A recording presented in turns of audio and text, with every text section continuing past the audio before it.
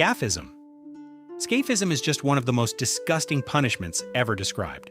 The Greeks called it the boats, and the story is usually linked to the Persian court of Artaxerxes II, after Cyrus the Younger tried to take the throne and died in battle. A soldier named Mithridates claimed he had struck the fatal blow. In a royal court, that was not just bragging. It stole the king's heroic version of the war. According to Plutarch, the punishment began with 2 boats. The prisoner was laid in one boat, then another boat was fitted over him like a wooden shell. The body was trapped inside. Only the head, hands, and feet were left outside. That detail matters because the punishment was designed to keep a person alive while denying him almost every way to escape. Then came the part that sounds absurd until you understand the logic of ancient terror: milk and honey. In the story, the prisoner was forced to swallow it and was also smeared with it. It was not mercy, it was bait. The sweetness drew insects. The trapped position created filth.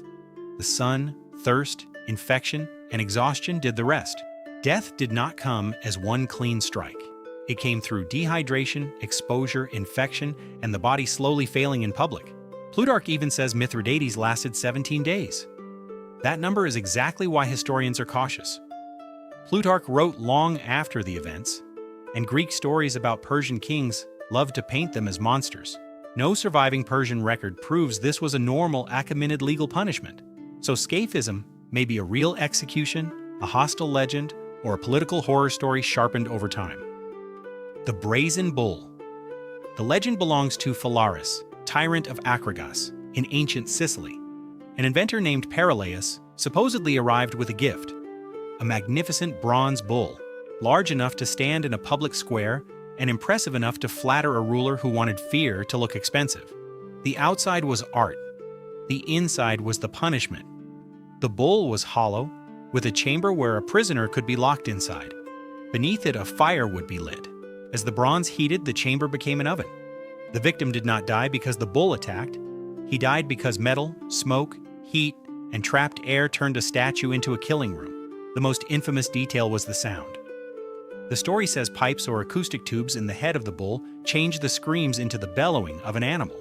That is what makes the legend so disturbing. The device was not only meant to kill, it was meant to steal the victim's human voice and turn suffering into theater. Then the story gives us the twist every legend wants.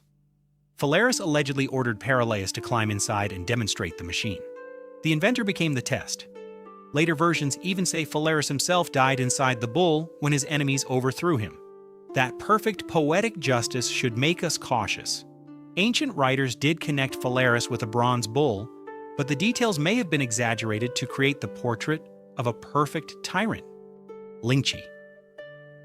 Lingchi was a Chinese punishment for crimes considered extreme: treason, parricide, and especially shocking murders. It was not just about ending a life. It was about destroying status, memory, and the idea that the condemned could leave the world whole. The punishment was public. Officials, guards, and spectators were part of the message. The condemned was restrained while the sentence was carried out in stages. The exact procedure changed over time and was not one fixed choreography repeated everywhere. What mattered was the symbolism. The body was deliberately denied wholeness. In a culture where bodily integrity carried deep meaning for family, burial, and ancestry, that made the penalty extend beyond death. How did the person die? Not from one dramatic instant, but from the accumulated trauma of the execution. Blood loss, shock, exhaustion, and finally a finishing action when the court's sentence was complete. The modern myth imagines a precise 1,000-step ritual. The historical reality is worse in a different way. A state could make pain, shame, and public memory part of official law. By the late Qing dynasty, reformers increasingly saw Lingchi as a disgrace to government itself. Shen Jiabin and other legal reformers helped push the abolition of the punishment in 1905. Photography arrived just before the end, which is why a few final images traveled around the world and shaped the foreign nightmare of Chinese cruelty. But Chinese reformers did not need outsiders to tell them it was cruel. The abolition was also China's own argument about what law should become: impalement. Vlad the Impaler did not invent the punishment. He branded himself with it. His real name was Vlad III, Prince of Wallachia, a small land squeezed between Hungary, the Ottoman Empire, and internal rivals who changed loyalties whenever survival demanded it. As a child, Vlad spent years as a hostage at the Ottoman court. When he returned to power, he ruled like a man who believed fear was a border wall. Impalement worked because it was slow, visible, and political. The condemned was placed on a raised stake and left where soldiers, villagers, or invading armies could see the result. The death could come from deep internal injury, blood loss, shock, and exposure. But the method's real weapon was time. A body left above the ground became a signpost saying, "This ruler can reach you, and he wants everyone to know it." In 1462, Sultan Mehmed II marched into Wallachia and encountered what later accounts described as a terrifying field near Targoviste. The numbers in those stories are probably exaggerated, because enemy propaganda loved turning Vlad into a monster. But exaggeration does not mean invention. Impalement was real, and Vlad used terror deliberately against enemies, criminals, boyars, and Ottoman forces. The important point is not whether every number in every pamphlet is true. It is that the punishment became strategy. Wallachia was smaller than the empire threatening it, so Vlad made fear multiply his army. A stake was cheaper than a fortress and more memorable than a speech. His enemies carried the story for him. The breaking wheel. The breaking wheel began with an object every village understood, a wagon wheel. That was part of the horror. Courts in parts of Europe turned something ordinary into a public instrument of terror. The condemned was fastened to a wheel, a frame, or beams arranged around the wheel's spokes. The sentence controlled whether death was meant to arrive quickly or slowly. The executioner's sequence mattered. A so-called mercy blow could be ordered early, ending the person before the full display continued. A harsher sentence began with the limbs, extending pain, shock, and helplessness before death. The person died from traumatic injury, internal damage, shock, blood loss, or later exposure if the body was displayed and death did not come immediately. After the execution, the wheel could be raised on a pole in the town square or by a road. That means the punishment continued after life ended. The body, the wheel, and the public place became a message. You did not need a dungeon when the marketplace could do the work. The wheel also survived in memory through Saint Catherine, whose legend gave us the Catherine wheel. But outside legend, European courts really used the wheel for murder, robbery, and treason. It lasted disturbingly late. In parts of German-speaking Europe, it was still remembered and legally used into the modernizing centuries. Drawn and quartered. England reserved its most theatrical punishment for treason. The phrase sounds like one action, but it was a sequence.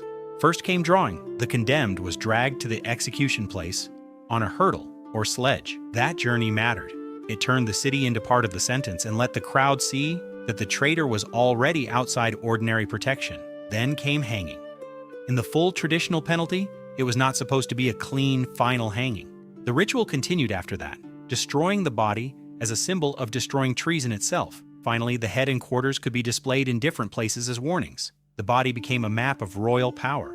In many cases, the person was killed during the hanging or during the following ritual violence.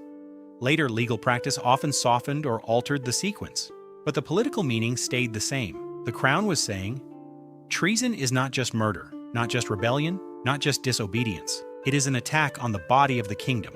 So the kingdom answers through the body of the traitor. William Wallace is the name most people remember. Captured in 1305 after resisting English rule, he was taken to London and executed as a public announcement. Guy Fawkes, centuries later, was sentenced under the same treason tradition after the gunpowder plot. The full punishment remained in English law until 1870, long enough to overlap with railways and telegraphs. Execution by elephant. A sword has one instruction. An elephant can be trained to understand many. That is why rulers across parts of South and Southeast Asia used elephants in executions. The point was not that elephants were monsters. The point was that royal power could command something enormous, intelligent, and calm. The condemned was brought into an open courtyard, usually before officials, soldiers, and spectators. The elephant stood with a handler nearby.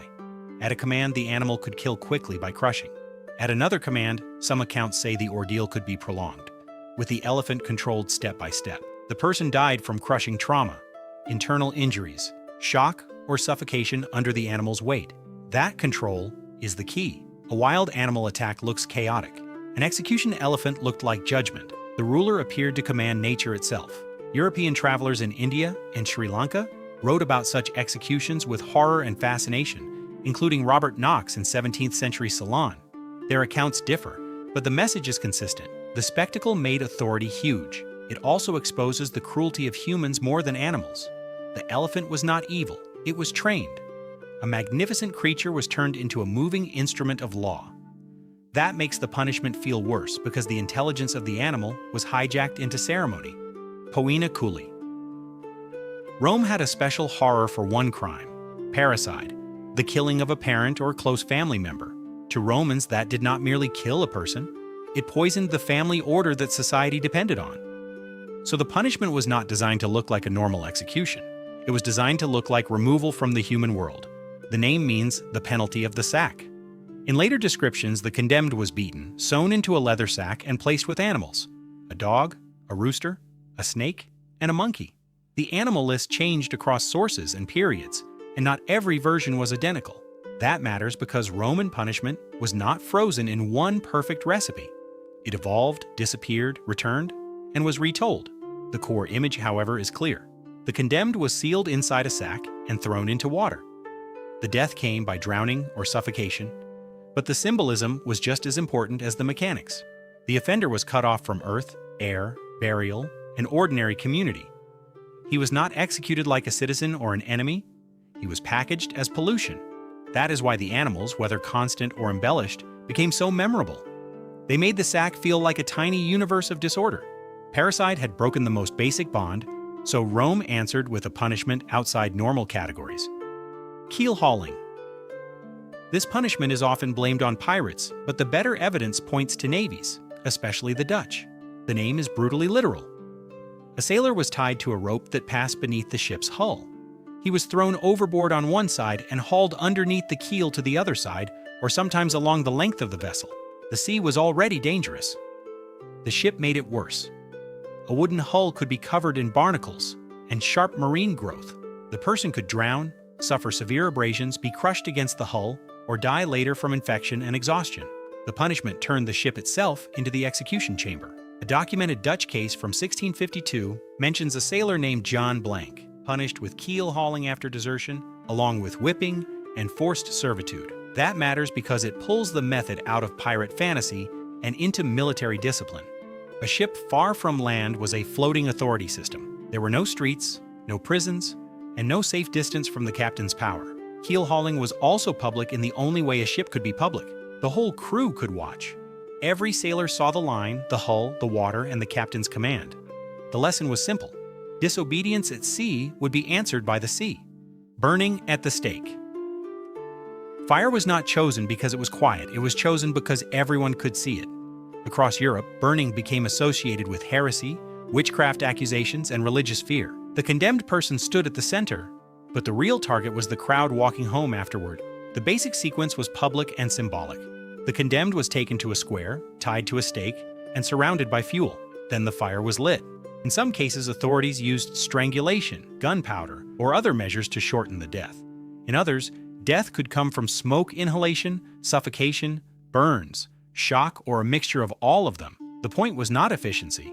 The point was visible purification. Joan of Arc shows the political danger of this method. She helped France break the siege of Orléans, was captured, sold to English allies, and tried at Rouen. On May 30th, 1431, she was led to the marketplace and burned. She was 19. Her judges meant to destroy a dangerous voice and a symbol of resistance. Instead, they created one of the most powerful images in European memory. A later court annulled the verdict. Centuries later, Joan became a saint. The officials who condemned her became footnotes. That is the risk of public cruelty. The state may control the sentence, but it does not always control the story. 10 methods and 1 pattern. These punishments were never only about killing. They were about making fear visible. Some are well documented in law, records, reforms, paintings, and court practice. Others, like Scaphism and the Brazen Bull, come through sources that may be hostile, late, exaggerated, or legendary. But even doubtful punishments tell us something real, what people believed power could do. The boats turned time into a weapon. The bull turned pain into theater. Lingchi and the wheel made the state's sentence into a public memory. Vlad used impalement as military branding. England turned treason into a procession through the city. Elephants, ships, sacks, and fires show that almost anything can become an execution chamber once authority decides to use it that way. The darkest part is not just the methods, it is the audience. These punishments needed witnesses. The ruler, court, captain, or empire wanted fear to walk home with the crowd. The victim died once. The warning was meant to live for centuries. That is why these stories still disturb us. They show cruelty wearing official clothing, a sentence, a ritual, a crowd, and a tool. The methods changed, the message stayed the same. Somebody wanted people afraid, and fear, unlike any executioner, can survive long after the bodies are gone.